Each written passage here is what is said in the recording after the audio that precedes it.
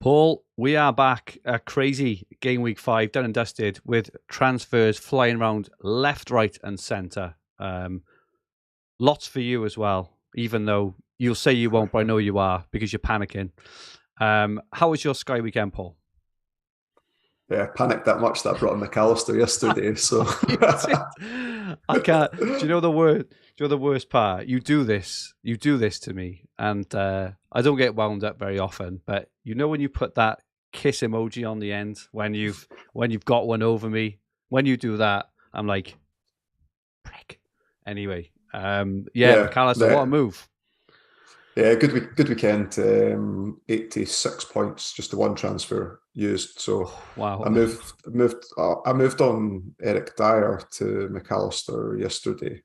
I'm thinking was actually inspired by someone in a group chat. It wasn't, they hadn't mentioned that direct move, but I was thinking about a few things. So I had looked at Dyer, and he'd only got passing bonus twice a season, tier 1 once, tier 2 once, in 6 relatively straightforward fixtures, maybe Chelsea away, not so much. 2 clean sheets in that time as well. So Spurs weren't reaping the defensive rewards that they were at the end of last season, and their immediate run-ins not particularly great either. Away to City, Leicester, Arsenal, and Brighton. Some of those are good attacking games, but not so much from a defensive perspective. So I already had Caicedo, and I know that Brighton's short-term fixtures aren't great either, but having looked through the fixtures, there was potentially 2 Brighton captaincy days coming up, and I'm not sure that with Caicedo returning 3 games in a row, that I wanted him as my sole option for captaincy in those days. So yeah, I had a look at McAllister.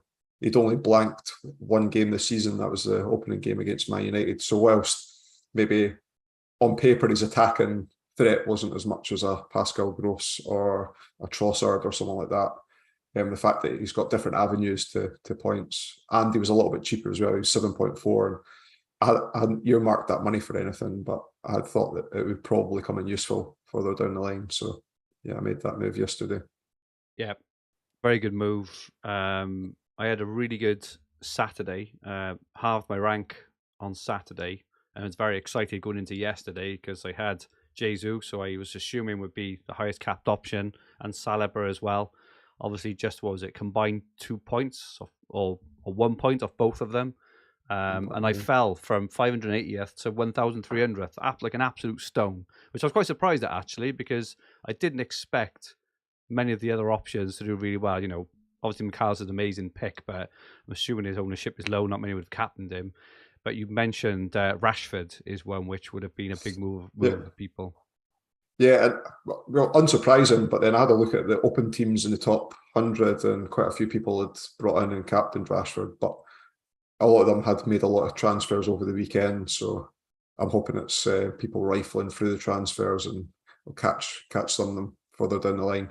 I just think if you have a look at those open teams, not many of them have Salah as well, and we've probably held on too much. He has returned 30, like when you're looking at value from his price, it's not great. He has returned 30 points, so he's returned 3 lots of 8 points and 3 twos, which isn't great when you're captaining him over players like Haaland and over Kane, who have done much better this season. But I'm still happy with weekend's play.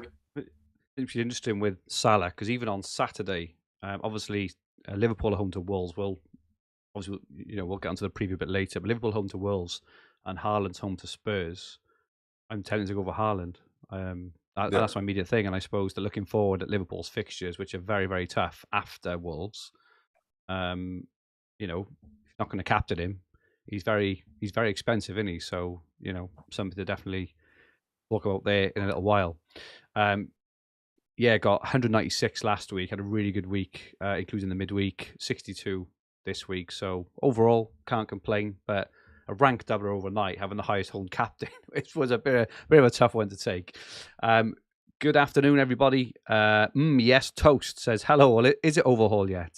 Still a little while to go there. Shane White's in, Mark Williamson, Luke Shillito, Sam Arundel, Gary Plant, Julian Wardle, Graham Craig, John A. Conley, Boris the Blade says, imagine bringing in Rashford in week 1 because of injury and selling him in week 2. Glenn is in. Martin Beasley. Gordon.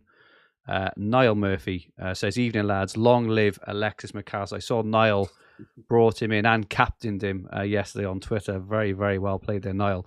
Will is in. Colin Johnston and JMC7. Johnny Belfast is in. Let's have a look at the points from the week. Ivan Toney topped it with 20 points. So you marked him at the start as he's just a very sort of consistent performer. Not every week. So. I really do. In terms of, I don't think he scores goals every week, but when he does return, he scored a hat-trick toward end of last season as well. Braced a couple of times as well. I really, really think he's a fantastic option. It's just because we're kind of spoiled in that, in that area with the Haalands and the Kanes, maybe the Mitroviches and the Jesuses at the moment, that he's not kind of, overly looked at. But I think he's a great option. Rashford, as we've already mentioned, 8.1 million midfielder, 19, coming to a team near you soon, no doubt. And Alexis McAllister, inspired moves, 16-pointer, and then a smattering of Patson Daka, 12, Nick Pope, 12, Joe Gomez, 12, and Guaita, 12. Trossard, again, 7.9, 11 million. Looks a really good option. Anthony came in at 8.8 million, 10 points. Haaland in there again. Kane in there again. Mitrovic, definitely on my radar with another 9-pointer. What are your takeaways from the weekend, Paul? Yeah, I was pretty happy with Alisson's return. I'm still on him, although I'm still thinking of maybe moving him on to Dean Henderson next week. I think more information, see what happens at mid-game week before I cement that move. But like the two big ones up front, Haaland, Kane, I know that I just mentioned Spurs' fixtures toughen up there, but for me, I think I mentioned on a previous pod, like Kane's the standout captain option from Spurs. Whilst the games are tough, I still think that in certain times I'm going to want to captain him. So I think he'll be staying for me, and therefore the third striker spot is when can I get Jesus and move him to Mitrovic is what I'm thinking just now, and it might be a daisy chain move. Perhaps moving Jesus on the week after the international break. Arsenal play on the Saturday, and I know that Fulham don't play on the days after that, so it might be moving Jesus on to somebody else in a different position, and then moving someone else back on to Mitrovic then. But he'd also be a good captain option in game week. I think you had mentioned it just before we went on air, or game week 7 on the Friday night. I think he'd be the best captain option by an absolute mile. Yeah.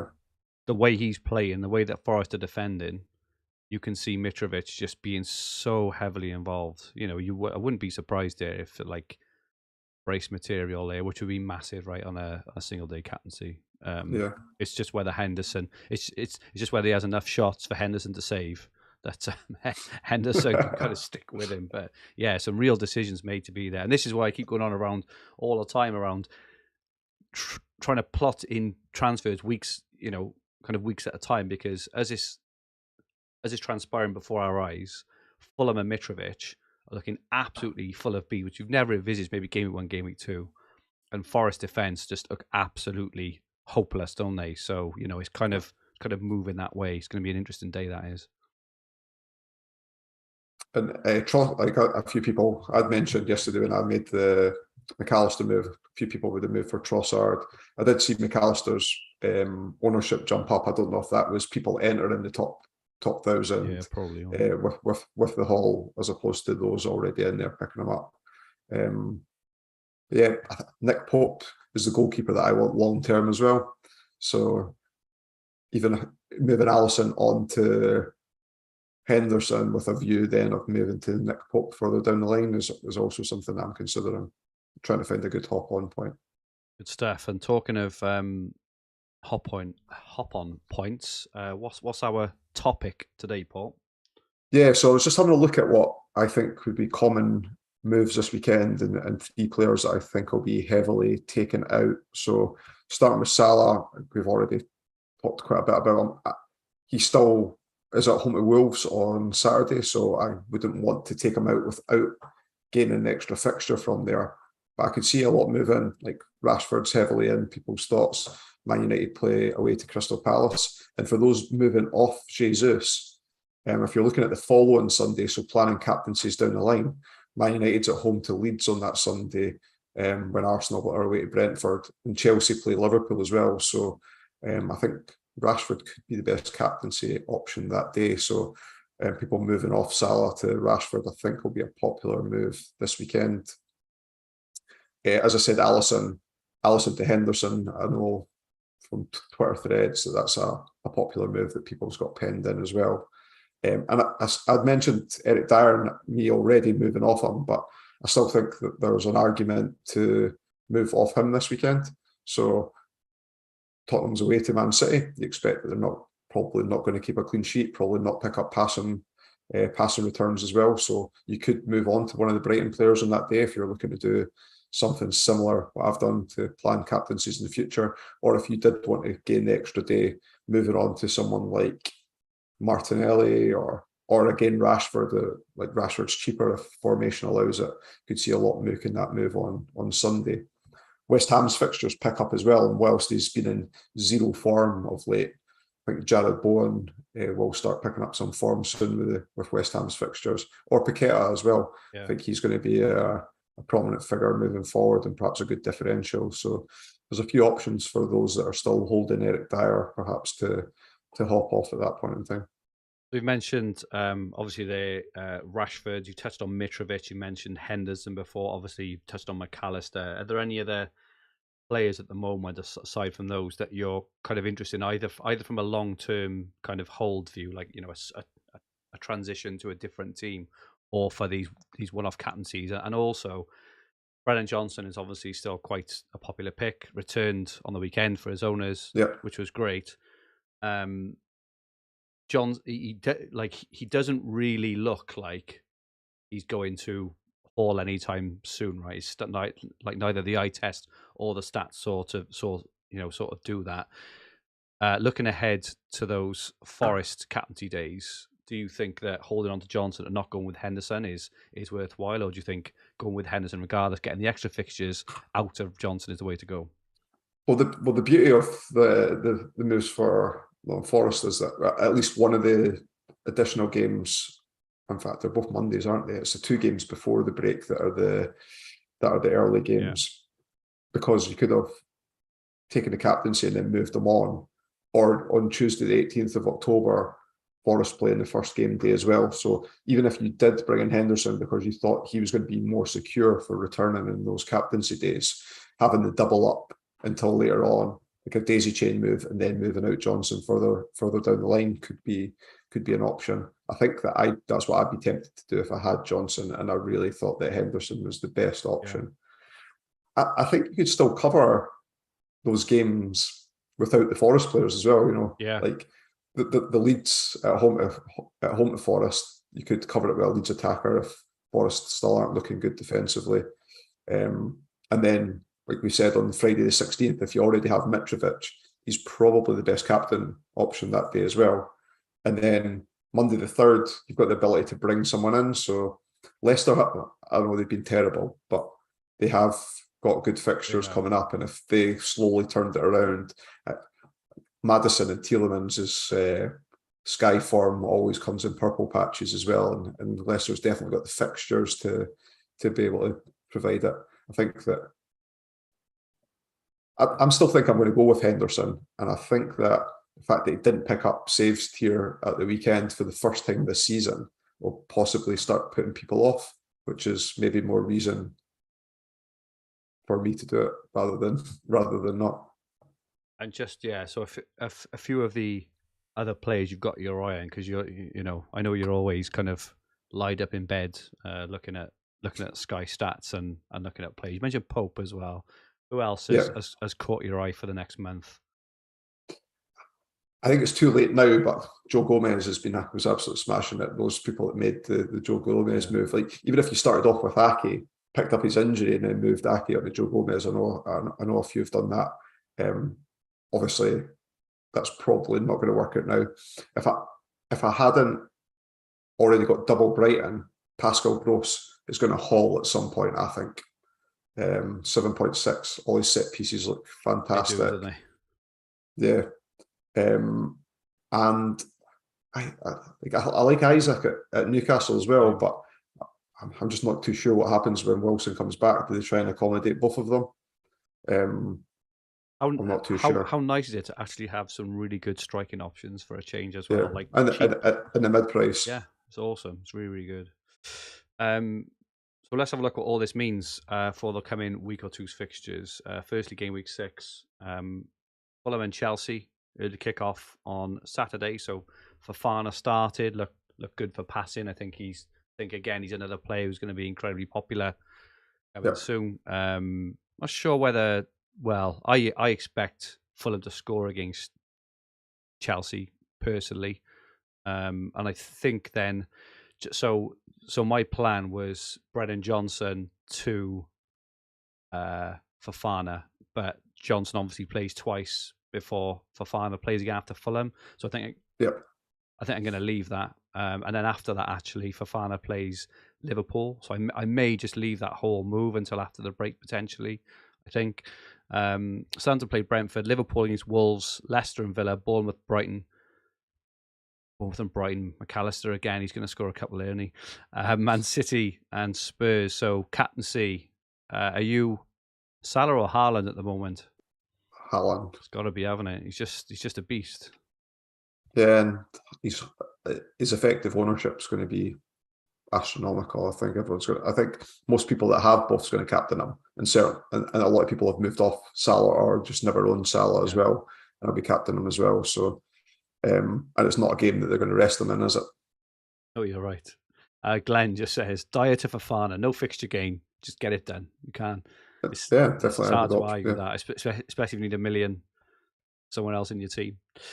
So Liverpool against Wolves. So you think Salah to Rashford is probably... I think it's going to be popular. Yeah.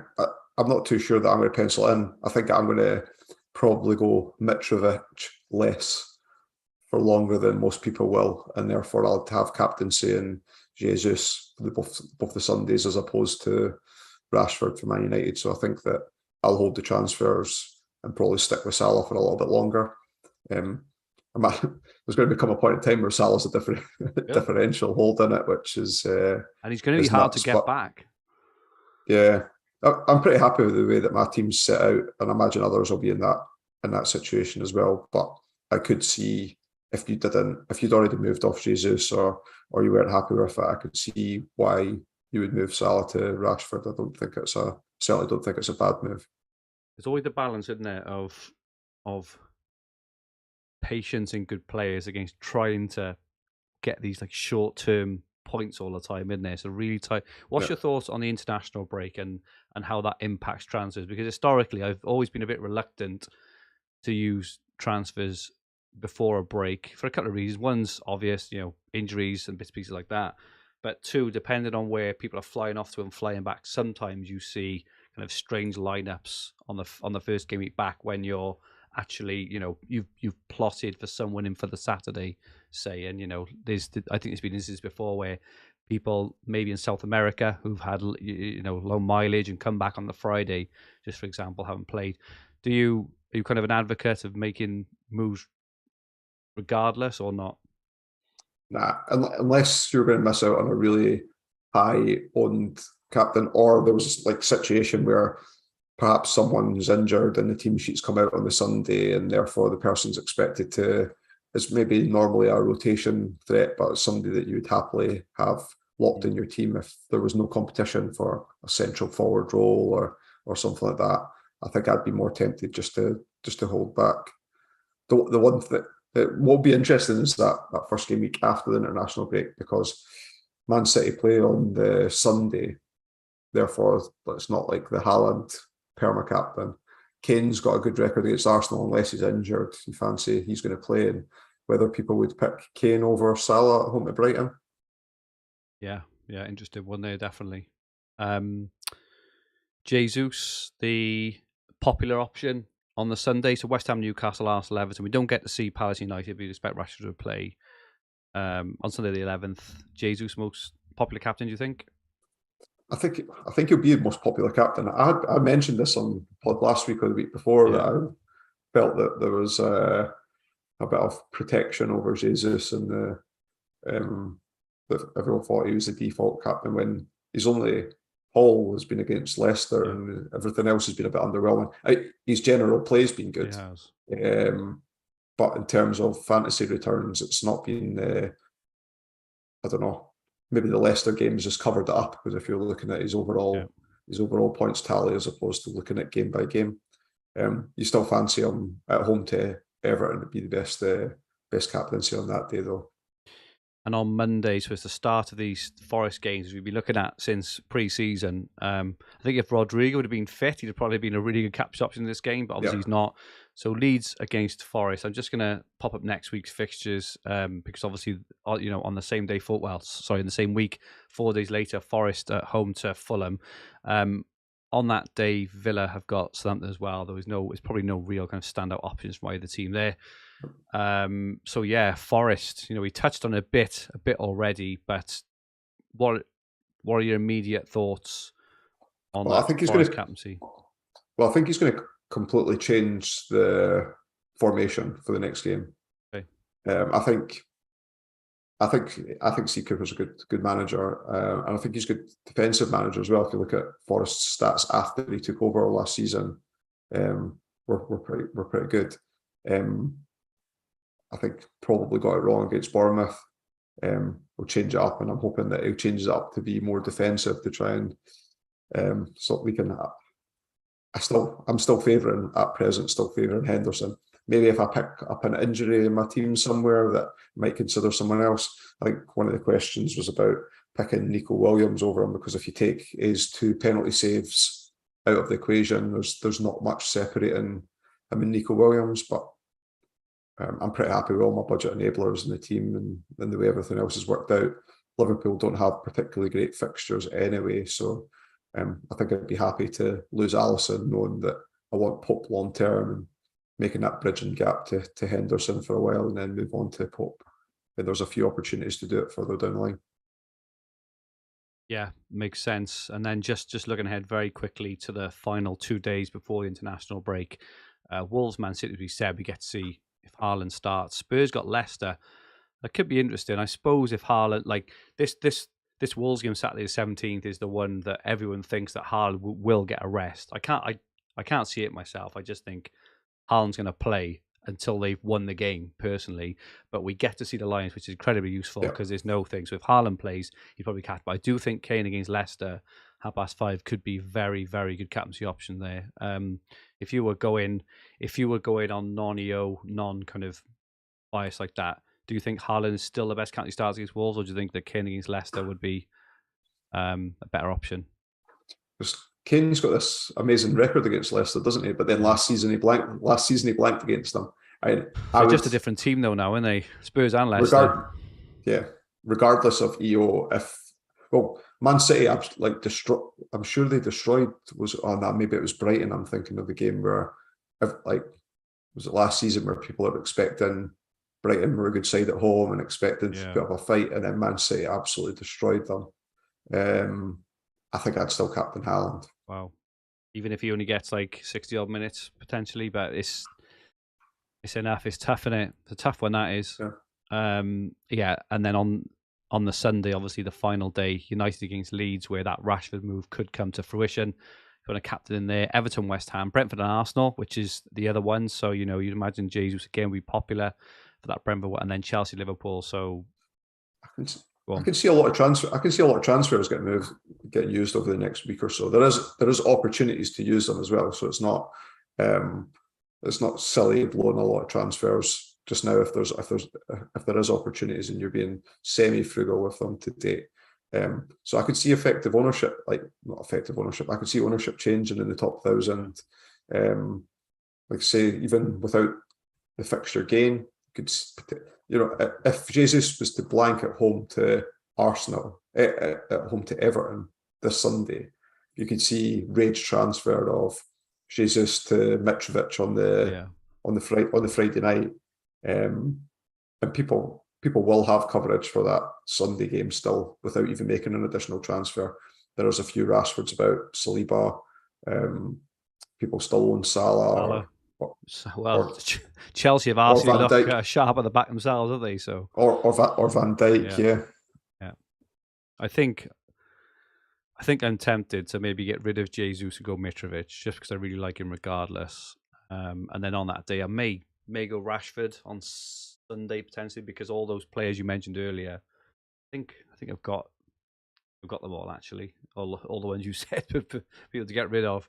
And Chelsea Liverpool, like Salah there could be pretty decent differential at that point.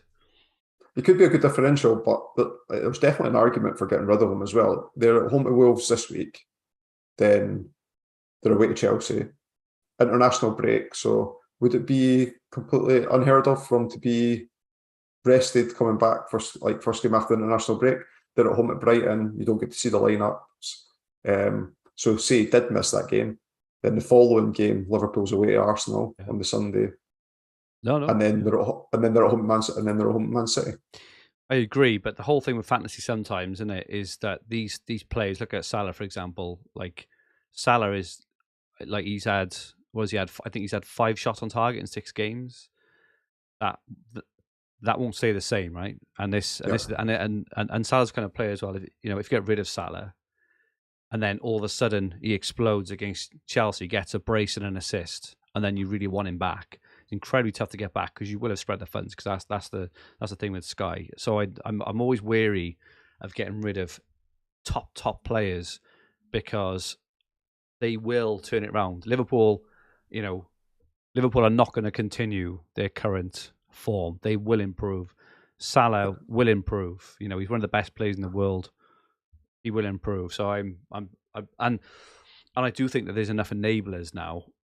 I think we've identified enough real enablers to be able to afford Salah, Kane, Haaland, and still have a pretty good spread, across the team, especially when you consider the players you've mentioned. Personally, I think like Fofana coming in at 7.5 is just a lock for the rest of the season, right?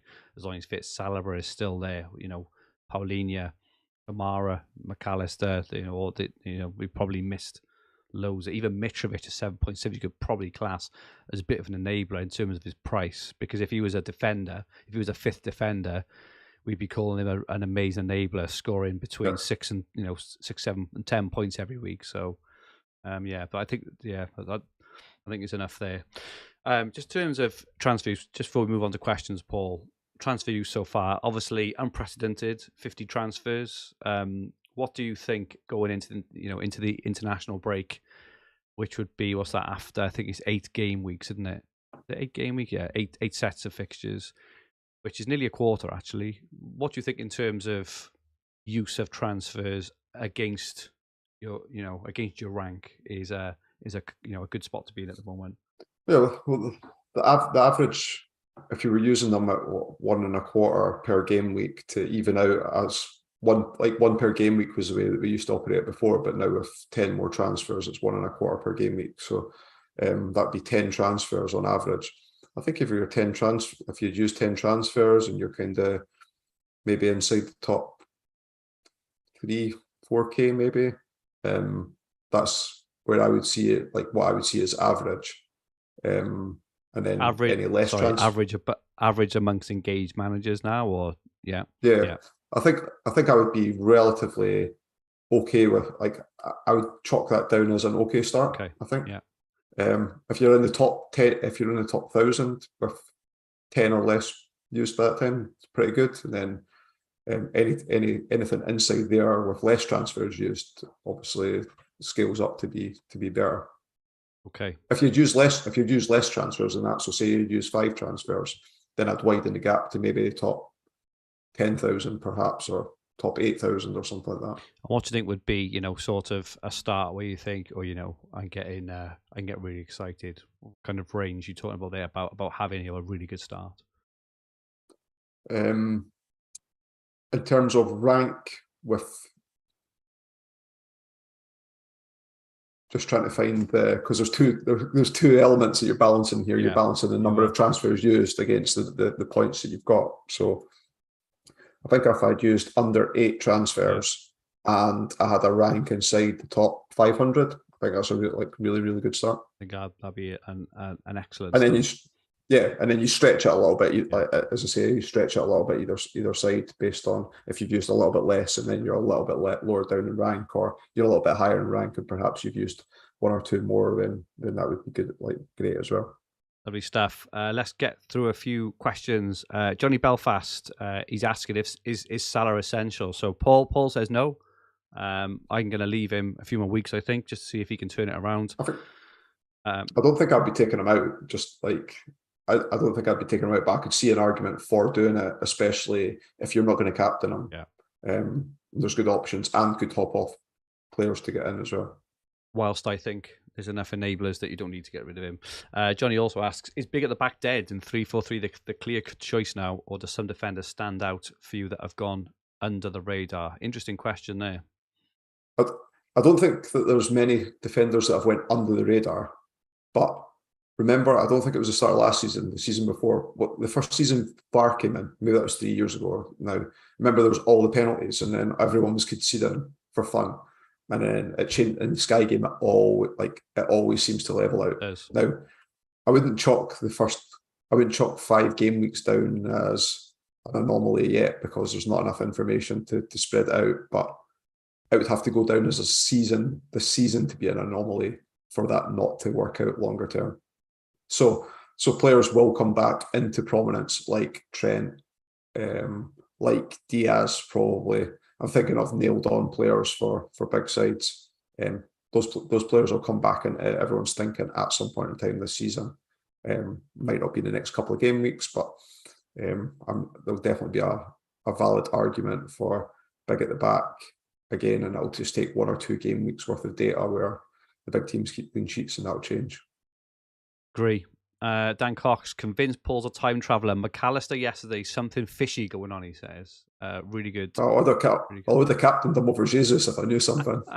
An FPL Spartans, Steward's inquiry, an objection by Mr. D. Cox towards Mr. P. McAnulty of his selection in the 2 p.m. at Brighton. The stewards concluded Mr. McAnulty did not break the laws of physics, but have warned Mr. McAnulty that his good selections might spearhead him up the leaderboard. Good pick there, Paul. Very good indeed. Ollie Paul, if you need to get Haaland into your team and the primary candidate to get rid of is Kane, when's the best hop on point? You cut your losses and get him in for the Spurs game, or look to upgrade elsewhere, like losing Jesus. Sounds like Ollie's kind of got a bit of a spread of funds there. If he hasn't got an easy hop on point, if Kane is the main person to take out, I wouldn't be getting rid of Kane ahead of Spurs against Leicester. And just the form he's in anyway, regardless, I think. I would say Ollie, I'd look for another way. Maybe like Van Dijk or a Cancelo or a Salah. Yeah, I think you mentioned that there's enough good players elsewhere. So even if it requires a couple of moves, but you're thinking longer term by the couple of moves, if you have to do it without the fixture gain, I'd be tempted to do that as well. I say there's people that could make way. I've made an argument for not holding Dyer. And there's 1 or 2 others that I think could be moved on as well. Agree. In your dreams, Brighton looking great as a team, but are their players any good for Sky? I think we've already answered that question. The only thing is their fixtures do turn in a couple of weeks, don't they? It's like I wonder if you missed the boat a bit on the more attacking picks. Like obviously McAllister gets other all kind of avenues of points, but for maybe Gross and Trossard, maybe Welbeck, players like that. Dunk. Yeah. I think maybe missed the boat there personally, but McAllister looks a good enabler. Graham asks around Brennan Johnson, would Alisson to Henderson be a good move? Seems the better captain, also frees up funds. So this is kind of what we asked earlier about the Brennan Johnson thing. It's a tough one, isn't it? I'm in that boat, so I'm not sure what to do. If you were really uncomfortable with captain Brennan Johnson, you definitely thought that Henderson. So I think if I had both, I would captain Henderson. And if I already had Brennan Johnson, I'm not 100% sure I would make the move now. But if that's where you're going to go, there's a good argument to hold both. And then there's a good hop-off point further down the line to then perhaps get rid of Johnson if you wanted Henderson and you were happy to sit on long term. Yeah, I think that's what I'm going to do. I think I'm going to hold them through. Probably get Henderson as well. I think as it stands, obviously things could change, right? But because Forest play first on the Friday, then you can move him on to Fofana or kind of anyone you want there. Yep. So I play him through because they are actually good attacking fixtures. You know, they're not just any old fixtures. Leeds and Fulham are pretty good attacking fixtures. So I think it's worth holding. Like we saw on the weekend, it only takes a penalty. It only takes something. What you don't want to do is be taking out points, trying to be too clever and going for other players when the player you've already got has got good fixtures. If Liverpool were looking great defensively and or had really good upcoming fixtures after it, it would make me think twice. But the fact that they fit neither of those criteria just now is swaying me more towards that direction as well. Agree. Got a few more around Forest and ditching Salah, which we've answered. Steve Cheek, knowing what we do now, if there was an overhaul right now, who would be your back 4 or 5 going into the wild card? So Saliba and Fofana, probably 2 chucking right away there, Paul, unless you've got any arguments there. Who would your other 2 or 3 be? I'd probably be on 4-3-3 because I think my preferred strike force would be Salah, Kane, Haaland, and Mitrovic. Yeah. So therefore, it would have to be 4 at the back. You said Saliba, Fofana, Van Dijk, and Cancelo, something like that, probably. Yeah. Even with Van Dijk, like Robertson and Trent are getting rested, but Van Dijk just plays every minute all the time, doesn't he? Yeah, right. He's picked up tier 2. Although Liverpool's not been great defensive this season, Van Dijk's picked up tier 2 passing in every game, I think. Yeah. Can't argue with that. Going through, asks George Thomas, asked about Nico Williams, a better pick than Henderson. That was a question. Yeah. That was a question I mentioned, that I think they're both similar value there. But the fact that I'm happy to get rid of Alisson just now is steering me towards that. Luke Notley, can we put Rashford back on school dinners? Sick of him. He's looking a good pick at the moment, isn't he? Do you think he's going to keep his spot ahead of Ronaldo at the moment? Because obviously he started up front, but he's not massively effective up front, is he? But then they made the subs. He went on that left-hand side, and that's when he is effective. Do you think Rashford is going to stay in the lineup for the next month? Well, I mean, he just scored twice and assisted, so you've got to think that it's his place to lose just now. And Man United's winning. So if Man United lose or lose a couple of games, then it'd be easy to say that you get taken out. But at present, Man United's got the fixtures. Crystal Palace isn't a particularly easy fixture, but you could see Man United winning that, perhaps 1-0 or something like that. Keep the run going. Then they're at home to Leeds, which is a good attacking game as well. Like I said earlier, I think that there could be an argument for moving Salah to him. I probably won't, but Sudge is in the house. Good afternoon, lads. He says, fly in, having a really good start to the season. So obviously, mega engaged to be joining us on a Sky stream. Sudge, I can't believe that on a Monday afternoon. That is good going. Great to have you with us, buddy. Julian Wardle, 3 or 4 moves away from my ideal team based on the first few weeks' info. None of these moves have easy hop-on or extra fixtures, and one being a very sideways move of Trent to VVD. If you were in this scenario, would you just get them in or bide your time, work them in over a few weeks? I think I would buy. I think I'd buy my time. I don't know. I just I don't see the rush. There's always going to be opportunities, and things are always going to change, and things are always going to happen, including form and the international break is ahead of us as well. So what you could do, just for example, say you did Trent to VVD, and VVD gets injured over the international break, and then and Trent's in there. I don't think there's enough. I personally don't think there's enough upside for sideways moves ahead of the international break if that's what you're doing. I don't think there's, if you're talking about getting in Haaland or Kane for that Leicester captaincy or that one with that real rank killer move, I would say go ahead and do it. But I don't think there's enough time left for the international break to warrant sideways moves because things change. Like if we all think, if we think back maybe a couple of weeks ago to the moves and the moves we were planning and the players we were thinking about, I think it's probably fair to say that we're probably glad we didn't do a couple of them now, because things haven't transpired as you thought, because things change. Look at Man United. I mean, look at United. Those who took out Rashford, like, you know, it was clearly the right thing to do at the time, but things have now changed, and obviously, you know, Rashford now is hot property, right? You know, we're looking at the enablers. I brought in Kamara, and he's like finished one tackle and like 5 passes short both. So now I'm thinking, is he actually the good one to have, or should I shift him on? But things which are sometimes obvious now do change in a week or two. So I would personally leave it, Julian. Anything to add there, Paul? I think, I try and find the sweet spot between both of those things. I wouldn't wait like 5 or 6 weeks to do something if I was wanting to do it now, and then if I lost a fixture game by doing it. But things like, as another player that you're taking out, allow you to go up to Van Dijk on Sunday the 18th. So you'd sit with Van Dijk and Trent. You would play them both on game week 9, and then you would move off Trent after they both played at home at Brighton. Something like that, if possible. Todd asks, what is our favourite cheese? Paul, what's your favourite cheese?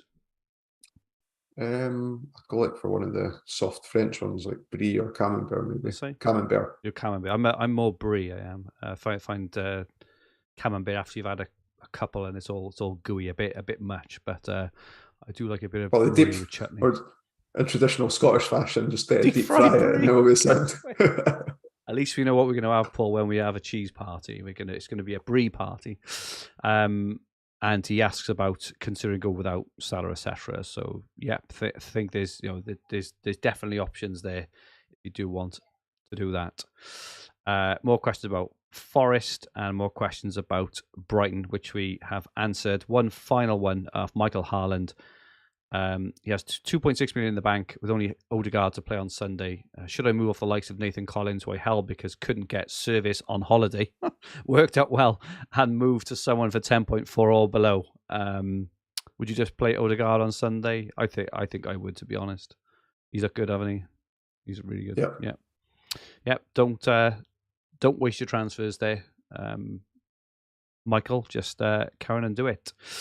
We've had a few questions in the chat just around our mini league code. The hub one is, if you go into Fantasy Football Hub and look at leagues, you will find the hub members one there. I don't think we've got just a normal open one, actually. I don't think we had one last year, did we? I think we've got a members league. So if you are a hub member, you can join the league. There's a £500 prize pool in there. There was a paid one last year. I'm not sure if there was one this year. I've not entered it if there was. Okay, I'm not sure there's just a normal 3-for-1 one, but there is a Fantasy Football Hub Members League for members. That is it from us for this week. Thank you. It's not. Flipping heck. No, because we had a bet on a certain Manchester United midfielder. Yes, we did. £1 a point short of 20, under or over on 20 points for the first 4 games, I believe, is. How was I to know they were going to sign flipping Casemiro? So I've got a worthy cause on Just Give In, so I'm going to send you over the Just Give In link, and I expect the £15 to be donated there. Stupid bets cost me a bloody fortune. What's the cause? It is to a good cause. It is a friend of mine. Is where are we? Is that good? You can't remember what it is. Yeah, exactly. It's for Deaf Action.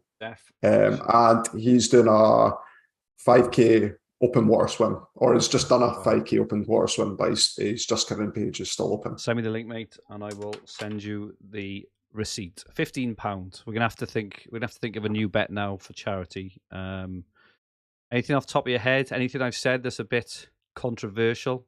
No, I think what we're going to do, why don't, from next week, you had mentioned on the Green Arrow, like you had mentioned on the Sky Pod, that on the Green Arrow pod that you were picking a differential of under 1%, and we could do a pound. I could do £1 a week. Love that. And then sum it up over the top of the season, and the end of the season, the loser pays to the other one's preferred charity, whatever the net difference is. I've got no idea of the ownerships. The ownerships at the moment on Sky, so I will have to have a good look into that. But yes, we'll do that I'll add it into the agenda every week. So that's it from us for this week. Thank you all so much for watching and listening. Your continued support is much, much appreciated. Thank you so much, Paul. Where can people find you? On Twitter at Paul McAnulty1, it's MCANULTY. And my Twitter handle is at FFH_Fergi. I was ahead of Paul between Tuesday and Sunday, and our pods are on a Monday. I would have put up our mini league just for 1 week, just to show us ahead of you. From Tuesday to Sunday. Casado and McAllister. You can't make it up. I was well ahead of you as well. Like 9 or 12. I've used more transfers than you, but I like my team, so we're all good. Yeah. Well, you can say that. I think I messaged you on the weekend. You said, I'm just flying back and I'm going to make a couple of transfers. Said, well, by the time you land, you'll have about 30 left the way you're going through them, both Sky and Telegraph. The cream always rises, Paul. The cream always rises. You got to remember that. When you're scrapping round in March and April, right, with your 4 transfers left, and I've got 17, and I'm just swapping from a Man City to Liverpool block defence for a 4-for-1, you'll be the one crying into your milk, and I will be the one overtaking you and winning our bet. If you liked what you watched, please press the like button. Remember to subscribe in the bottom right-hand corner of the screen. If you enjoyed your listen, please rate the podcast versions and leave some comments. Suggest in the chat. If you don't listen to Planet FPL Sky podcast, make sure you do. They record every Wednesday. It comes out about Wednesday lunchtime. I've got it on the old reminder. Listen to it every Wednesday afternoon. It's a really, really good listen. They had Luke on. Last week. Luke Williams. It's a really, really good listen. But Sudge is back this week for some real Sky insight. So Sudge's off to an absolute flyer. We will be back next Monday, which will be the final one before the international break, which has come quite quickly, haven't it? I can't believe how quickly 8 game weeks will have come and gone by next week. And looking ahead to Sky Game Week 7, have a great week and goodbye for now.